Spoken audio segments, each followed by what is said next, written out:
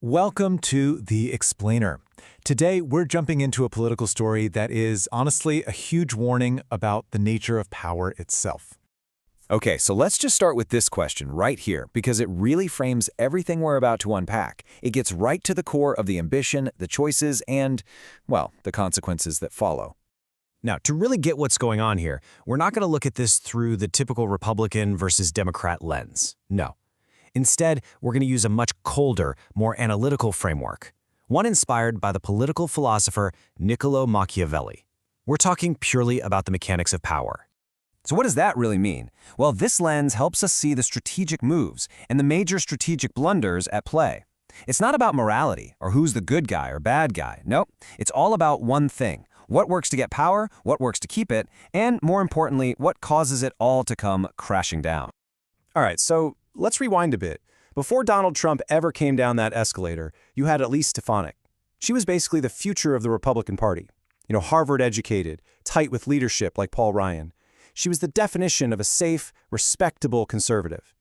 In Machiavellian terms, you could say she had fortune, great connections, perfect timing, and the right appearance, super polished, not rocking the boat.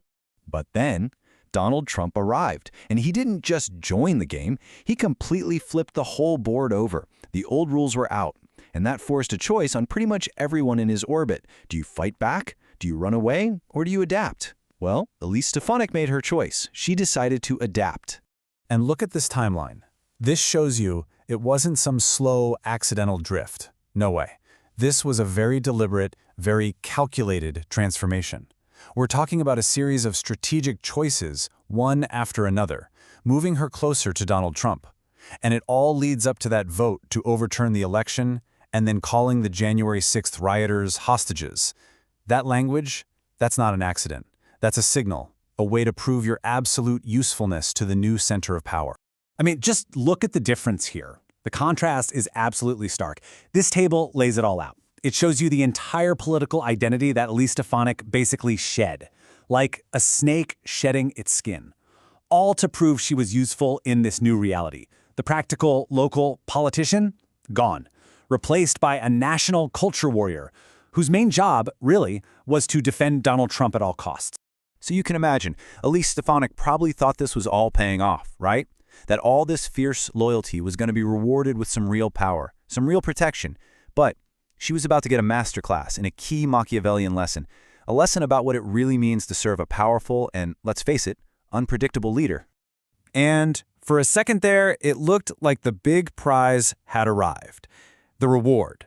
Donald Trump names her as his pick for UN ambassador. To an outsider, this looks like a huge win. It's the confirmation that her gamble, her strategic bargain, had totally paid off. She was in. But then, poof. Just like that, it was gone. The nomination was pulled. And here's the kicker. No explanation. No defense from Donald Trump. Nothing. And you have to understand from a Machiavellian perspective, this isn't just a whim. It is a classic power move. A ruler keeps their allies just a little bit insecure, a little off balance, to make sure they know who's really in charge. It was a public reminder of who held all the cards. And this quote, this just nails it. Trump's favor is not ownership, it is rental, and rentals can be revoked. This is the absolute core of the strategic mistake Elise Stefanik made. She thought she'd bought an asset, but what she really had was a rental. And she forgot that the landlord can change the locks anytime he wants. Okay, so after that very public humbling, things really start to unravel. This is where her strategy starts to collapse, leading to a massive overreach, a move where the true cost of her bargain becomes painfully clear. And here it is, her fatal miscalculation. She decides to run for governor of New York, a state that, let's be honest, was not exactly friendly to her new MAGA identity. And this was the critical mistake. She confused Donald Trump's power, which was really just borrowed power, for her own power. She thought his endorsement meant she could win over an entire state, forgetting that at the end of the day, all politics is local. And wow, the numbers, they tell the whole story, don't they? The polling showed she wasn't just losing, she was getting absolutely annihilated. The very people in the state she was supposed to represent were rejecting this new version of her by, historic margins. It was a total wipeout. And then came the final nail in the coffin, the final humiliation. Elise Stefanik is out there trying to make her case, And Donald Trump publicly contradicts her. He dismisses her attacks on his other allies, and just like that, he renders her completely irrelevant. That was it. That was the moment her usefulness expired. She was no longer valuable enough to even defend. She had become disposable. So what's the big takeaway from all this?